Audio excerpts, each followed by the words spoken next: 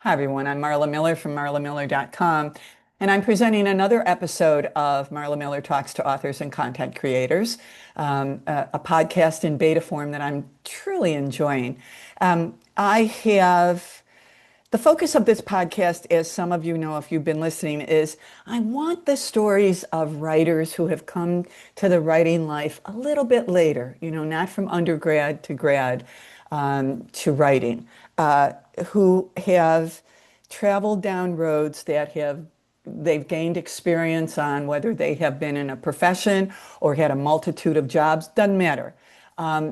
But at some point, they decided to be brave enough to take the ideas that have been percolating in their head, probably since childhood, um, and and see if they could do something with them in story form. And I'm delighted to have Kristi Fox here, who I met many years ago at the Southern California Writers Conference.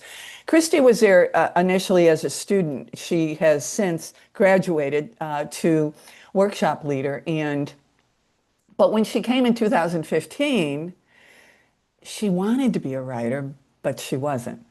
And I'm going to ask her to talk about what that first time experience at a writers conference, how it helped her feel like, gee, maybe I could actually write a story that would get published. And that really is why you go hang out with writers. And I think that today's writing community is, we don't have enough of that in it because we've really taken to learning online. One of my writers said to me that before she went to her first writers conference, everything she knew about craft she learned on TikTok and I think it was Instagram. Now, you can learn a lot because I'm on those platforms. You can learn a lot, but there is no substitution for learning craft. And I'm delighted that not only did Kristi Fox learn craft, but in 11 years, she has more books than I was able to count. And so with that, I'm delighted that Kristi Fox is joining us. Welcome, Kristi, to Marla Thank you, Miller Marla. Talks to Writers and Content Creators. You Thank are you. you are both. My goodness. So talk to me, if you don't mind, Kristi, about how you went from wanting to be a storyteller to becoming a storyteller. I think I'm probably like a lot of people out there who have had stories in their minds, like you said, probably from the time they were kids, and Hmm. even told great stories maybe in person, like when they were with their friends or Yeah. sitting around a table meeting people.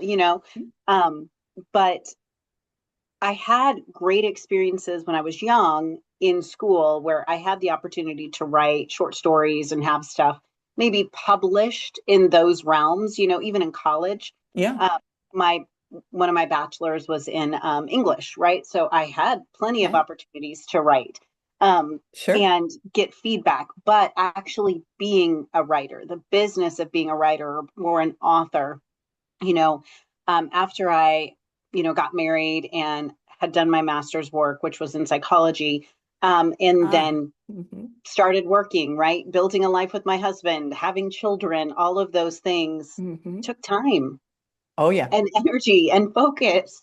And 2015, like you mentioned, was the year when I was like, I have this idea in my head. And I had actually had an experience where I had worked with a wonderful woman at a bookstore, and she had introduced me to a book club.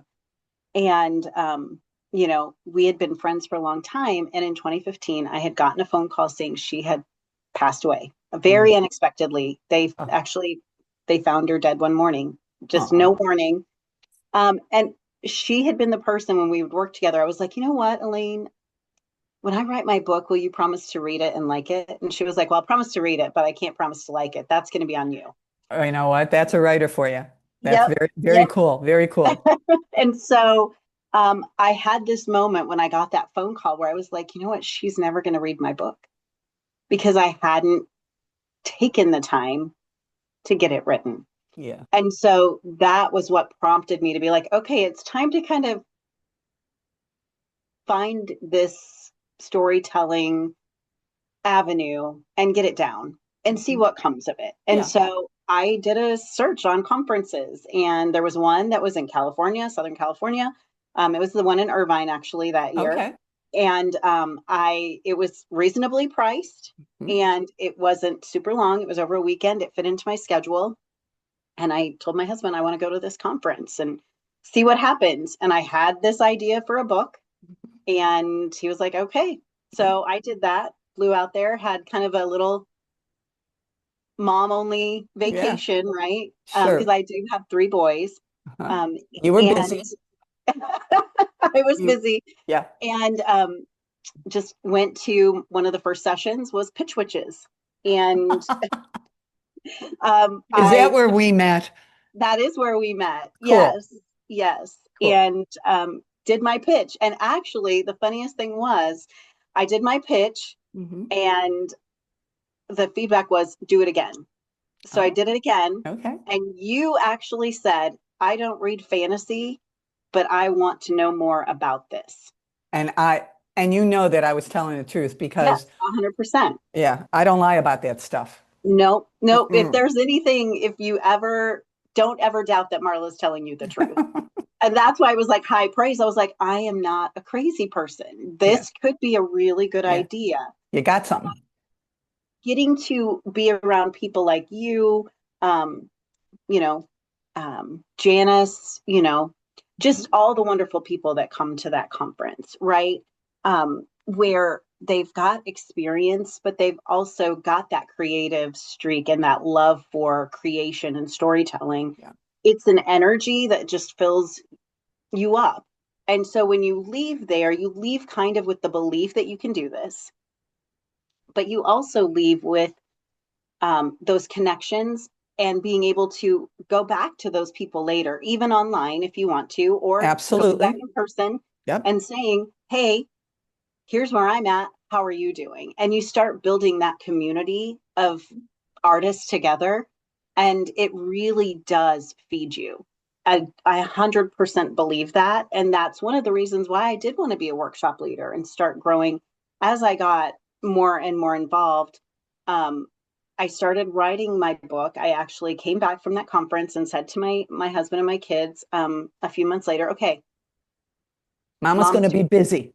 mom's going to be busy. Yep. If you see me sitting on the couch, um, you have the right to say to me, shouldn't you be writing? And when your 7 year Can't old you? says Yeah. that to you, it's a kick in the butt. That's great. That was Yes. smart of you, Mom. Yeah. Well, to get them all on board, Yeah.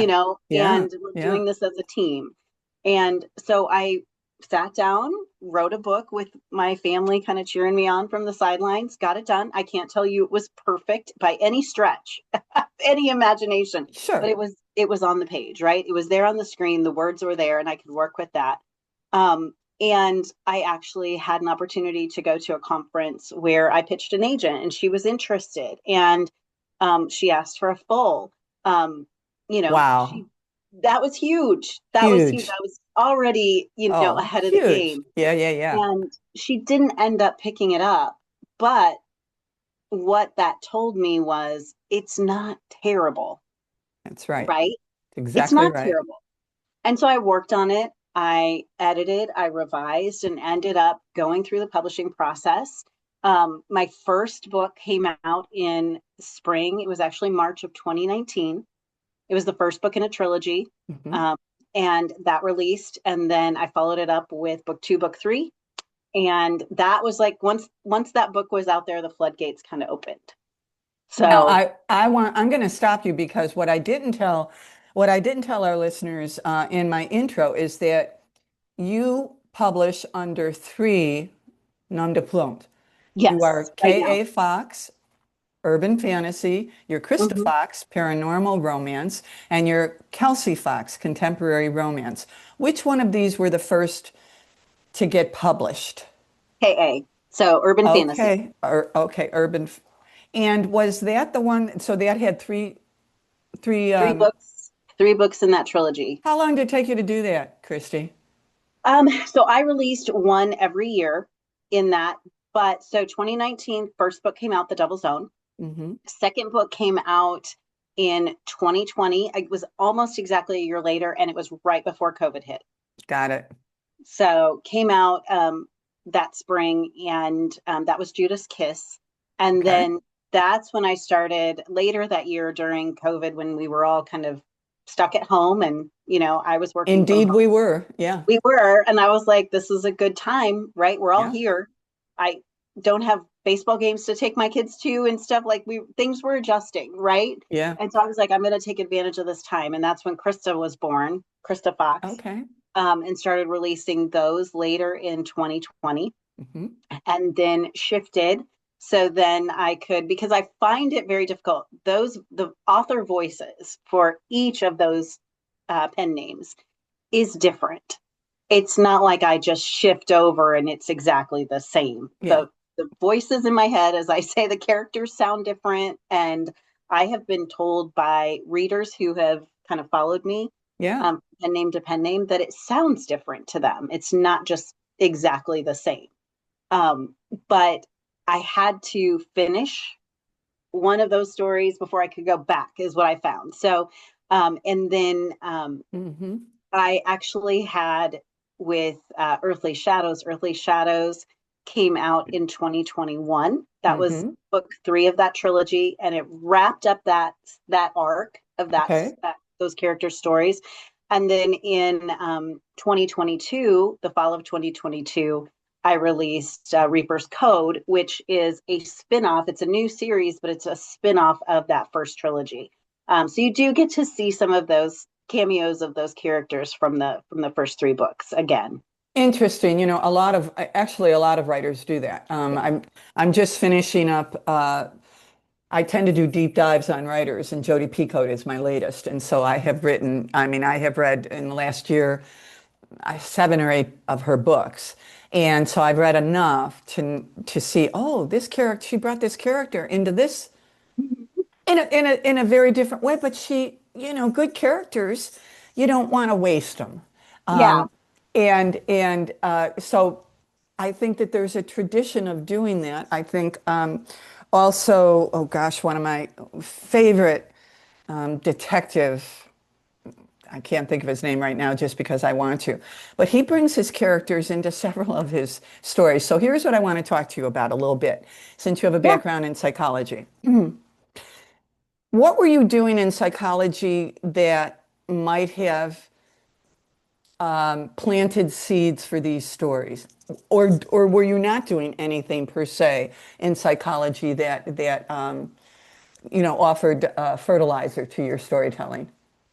So my master's work when I started, my master's work was in counseling psychology. Okay. Um, and so I had a bachelor's in English and psychology and then went into graduate school for counseling psychology. And my focus was actually going to be sex offender treatment and therapy. Is that right? Yes. And my husband, God bless him, was somewhat concerned because I'm a very empathetic person. And, being sensitive to the energies of other people, what he saw for me, he was like, it's not that you wouldn't be good at it, Yeah. but you would burn out really quickly because of the types of things that he knew I would hear.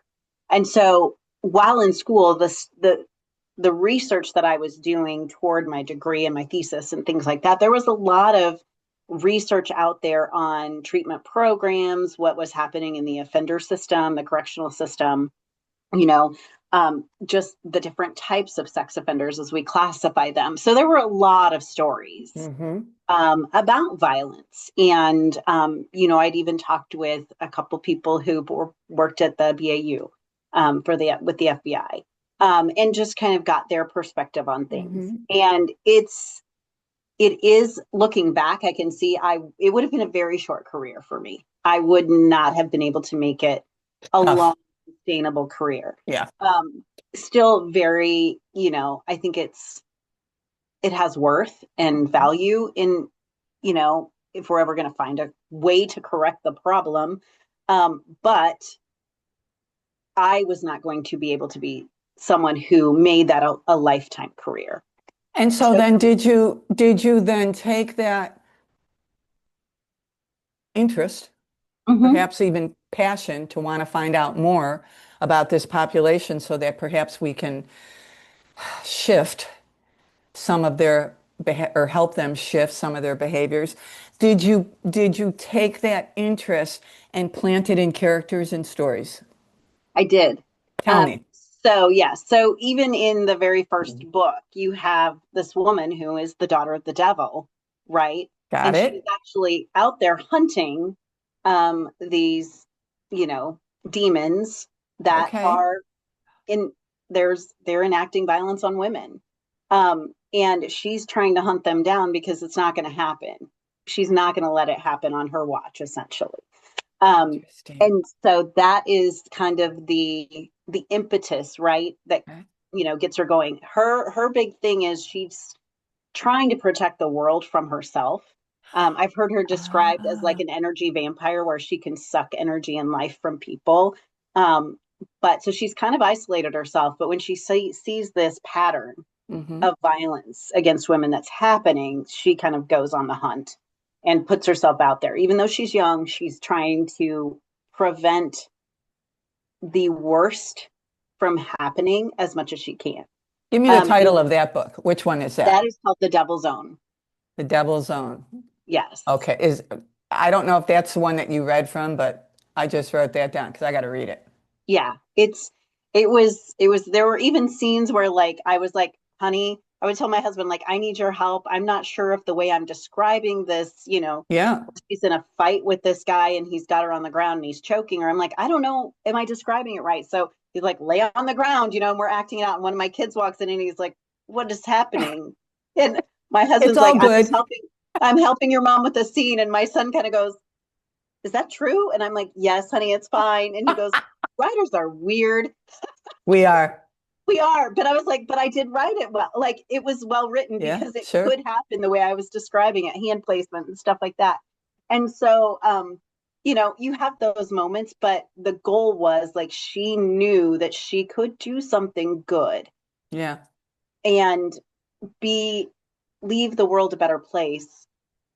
And that's what she wants to accomplish with her father, who by all accounts in this storyline, a Yeah. lot of people really like him. They feel like he's a really good dad. But he refers to her as Miss America one time. It's like, okay, Miss America, like you know.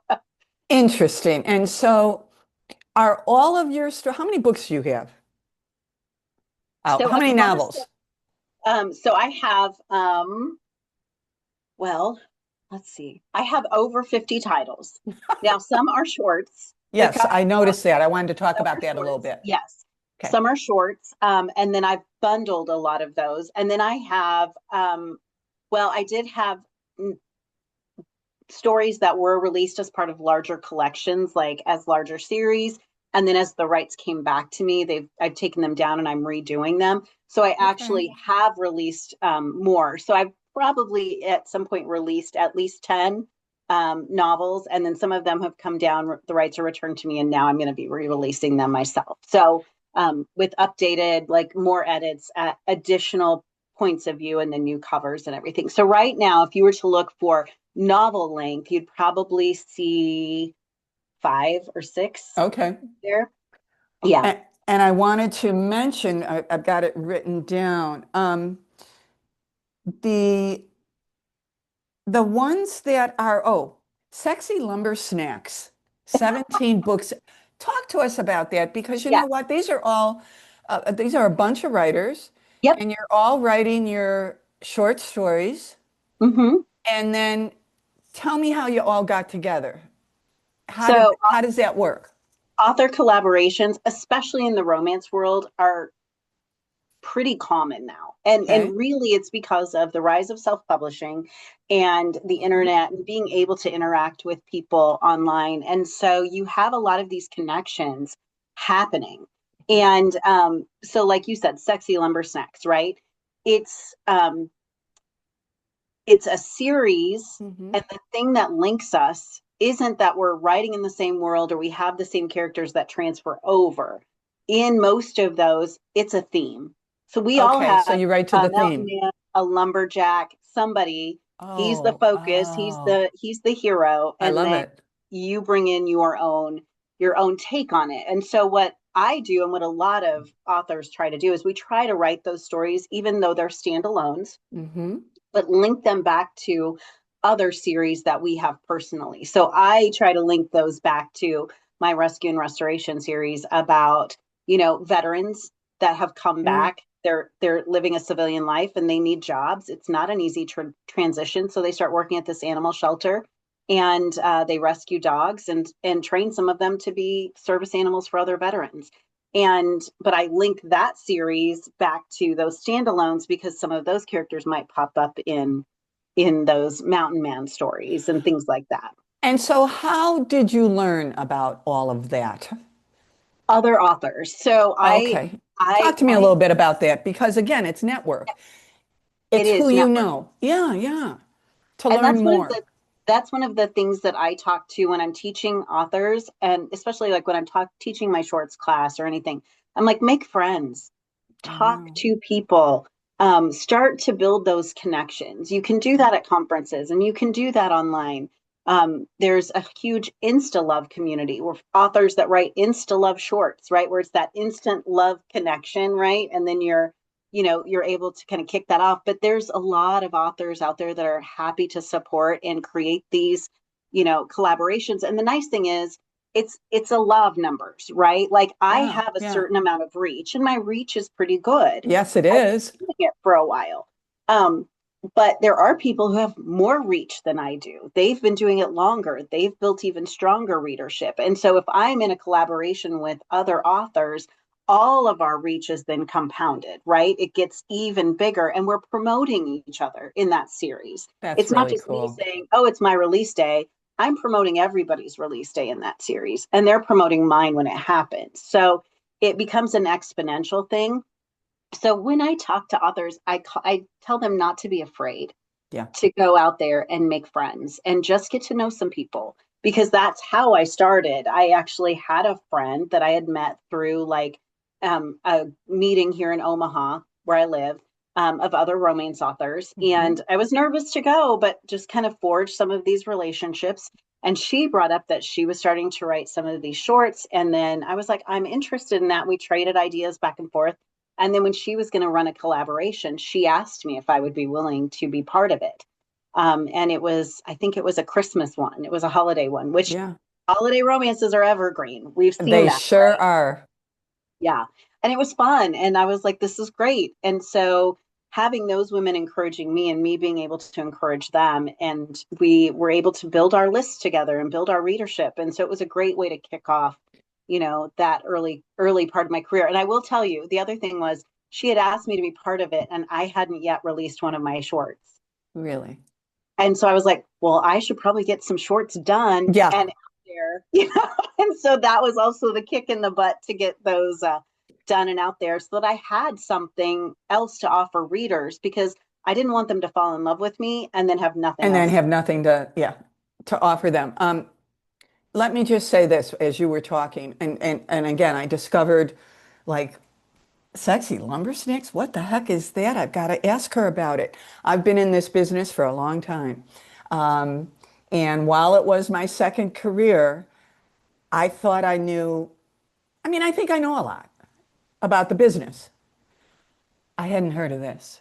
Oh, you You, hadn't? you just educated me, and right away in my head, swear to God, I thought of a collection. Mm-hmm. I just thought of a little collection. I thought, maybe. And so I might be knocking on your door. Yay. Yeah, for guidance, support, and perhaps give me a story. I Yeah, mean, that would be that so fun. that's really, I mean, here's the thing, and I want to address the audience because you know that I'm big on this. Our writers of today are not learning enough. We're not learning enough about our craft. We're not learning enough about our business. There's so much to learn. And get thee to a writer's conference or an online read and critique group or a meetup group. Mm-hmm. Or there are plenty of, in Orange County where I live, there are several meetup groups that they meet to write, they meet just for lunch to talk story. There's lots of ways to meet up with writers, and that's what we should be doing and not depending on the internet and our screens to teach us everything that we don't know. about this writing life. And boy, did you take that seriously. Yeah. I bet you were a really good researcher in college, in your Yes. undergrad, right? I knew I it. loved it. Yeah, yeah, yeah. Yeah. I get that. I was a pretty good researcher myself, but you're Maron, as my mother would say. I mean, your list, I didn't know this. I really didn't. I mean, I've known you for a while, Kristi, but I didn't know until I did some research to prepare for this interview just how prolific you are and an inspiration. That is Thank really, you. yeah, that's really cool. I got to ask this before we leave because I'm watching the time. Okay. Um, are any of your kids writers yet? My kids are fantastic storytellers. Yeah. None of them enjoy writing, Okay. which is a little disheartening, but at the same time, I have hope for the future. So Well, you never know. absolutely. And they're Yes. still young, aren't they? They're Well, they are. teenagers. So my oldest is going to be 22. Oh, And then my middle one is going to turn 19 okay. next in about a week and a half. Okay. So he will, if in Nebraska, you're not legally an adult until you're 19. So he gets to buy a lottery ticket on his birthday. Oh, really Finally. cool. Is that right? My youngest just turned 17 in Okay. February. So yeah. So And you it were really busy. yeah. And Boom, boom. I will say that they are so supportive. Like my launch party for my first book Yeah. at in 2019, they were the ones working behind the table. They were selling Aw. books. They were running cards. They were writing down people's names so that I could sign books. I mean, they were in the thick of it. They have told friends. They have done book reports on my books at school. Aw. They have talked to their teachers about inviting me to school to speak to kids about writing, which I love. Yeah, I do They too. are they're I was kind of afraid that they would be a little embarrassed. Hmm. Nope, they're proud. They're Yeah. very proud. We just did an event. I was at an event in Tulsa this past weekend, and they were the ones, they helped me make bracelets. I had bracelets based on a couple of the books. They Really sat there smart. for weeks Bracelets are before. in. Yeah. Yep. And Yep. they helped make charm bracelets. They helped Wonderful. roll shirts. They helped do inventory. They helped box stuff up and load the car the night before. They helped unload when we got home. And when I called them to say, hey, we're on our way back, and they're like, the first question was, how'd it go? How did you do? Yeah, So having that encouragement, because I will tell authors, not everybody's going to get it. You need exactly. to build your corner. My um, MSG had asked me to be the closing keynote speaker, not in 2026, but in 2025 Hmm. in San Diego. And I talked about, fighting for your right to write, like an MMA fighter. One of the things we have to do is, first of all, ABT, like you were talking about, always be training, Hmm. because always, it doesn't matter if you've been doing this 15, 20 years, That's there's right. always something you can learn to improve your writing. But you also get the opportunity to build your own corner. You choose who's going to be in your corner. And there are going to be people that say that they want to be or that they are, but don't necessarily show it.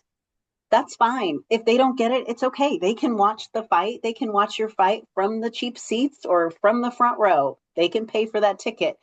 But building your corner, you choose who's there. You choose who's your trainer. You choose who's the cut man, Hmm. right? Patching you Hmm. up and helping you get back in the fight when it's tough. Um, and so I think that is really key, is not everybody's going to understand or be supportive, Hmm. but really embrace the people who truly are in your corner. And that will lift you up and get you where help you get where you want to be. That's a big thing. I couldn't have released over 50 titles, right? In that time frame without my kids being okay with it. When they're like, "Mom, I told my friend about your book," or "I was at my friend's house and we were looking for something on Amazon and your name popped up in the search bar. One of your pen names popped up in the search bar."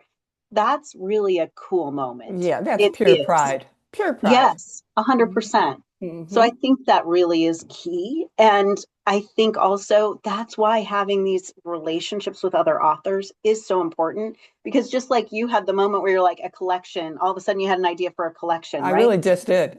That's that kind of like energy we're giving each other as we're talking Hmm. through ideas, figuring out, twists, or I'm stuck on this and somebody says something and that sparks a new idea for you. that's why those relationships are so key for authors. We need them. We need each other. Absolutely. And we really we can get a version of that online because I spend a lot of Yeah. time online and I get a I don't complain about that, but I do think that my ability to even know where to go online is rooted in the experience I've had over these years Mhm. in the writing life. You Yeah. kind of know you know who's gonna be in your corner versus who's probably not.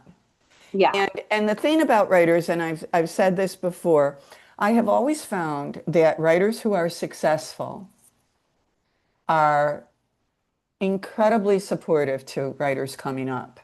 Hmm. But you have to get a little bit of success before that generosity kicks in. And not true for all, but I remember a couple of very well-known writers in my past have said that, in keynote, don't expect your people next to you because they're going to be jealous. They're going to listen to your story and they're going to say, mine's better, or gee, I don't write that well. But once you get some success, you appreciate, number one, how hard it is. Hmm. It's work. And and you want to be supportive to other writers, especially writers who, if you've heard any of their storytelling, you've liked. And so, Yeah, yeah, we want to support. absolutely. We want to support writers who we think have potential. And you certainly, when you came to the Southern California Writers Conference in 2015, you took it all quite literally. 100%. I did. And Yeah. that's And like I fabulous. said, it was a boon to me and a blessing in many ways because knowing that my idea wasn't out of the Right. realm, like having Absolutely. somebody who doesn't even read fantasy be like, I want to know more about that. That's Absolutely. that's huge praise, Yeah. right? Somebody who's not even in genre who Yep. like I would be interested in hearing more about that. That tells me there's something there. And that was the affirmation that I think I needed, Absolutely. you know? I have to share this and then we'll go. But because I could chat with you for a long time. Oh, forever. In terms of affirmation, my first novel that I started writing, because I'm a nonfiction. I came into writing as a nonfiction columnist, etc. But at one of the conferences that I attended, uh, a workshop leader who I had high regard for, Sid Stiebel, I read something and the opening of something, and he pulled me aside afterwards and he said, "This did not work for me, but what worked for me was the voice. That voice is powerful." And I got to tell you, Kristi, I floated home. Yes. I Yep. floated home because I knew he wouldn't lie to me about that. And it just gave me such a boost because I thought, Marla, who are you kidding? You're not going to be able to write a novel. Well, just with a little bit of encouragement, you know, we are able to do things that, maybe we never thought we would be able to do. Um, and you certainly have done that big time. So I'm gonna Thank you. say goodbye to you, but I want you to let people know where they can find you and where they can find your books.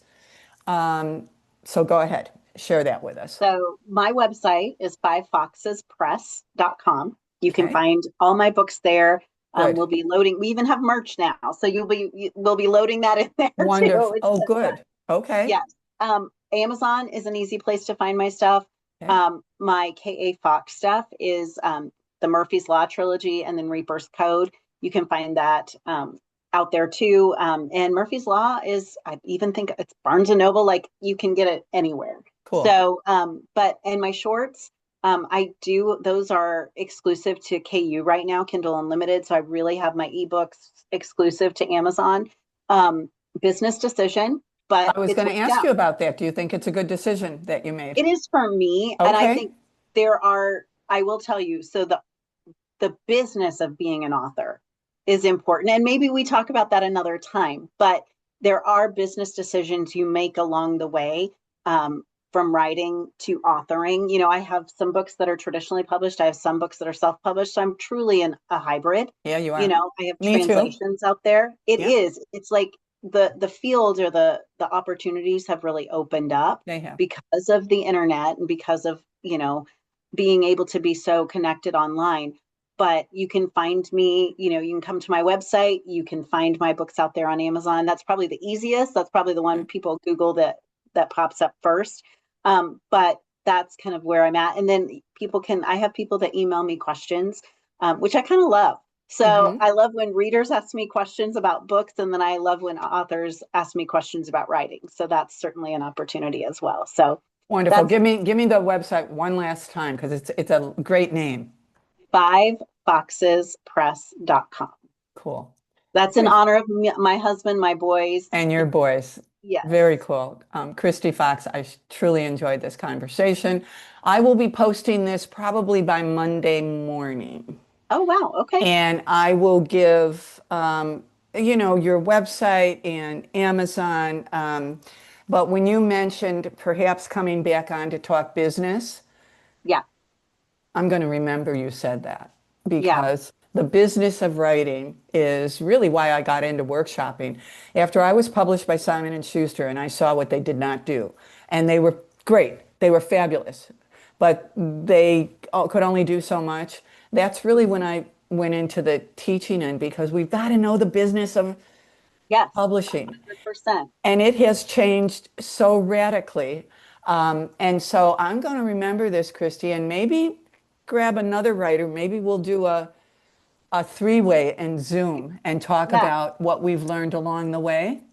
I think that's excellent. And even things like because of Amazon, right? And I talk about this in the shorts class that I've done for SCWC.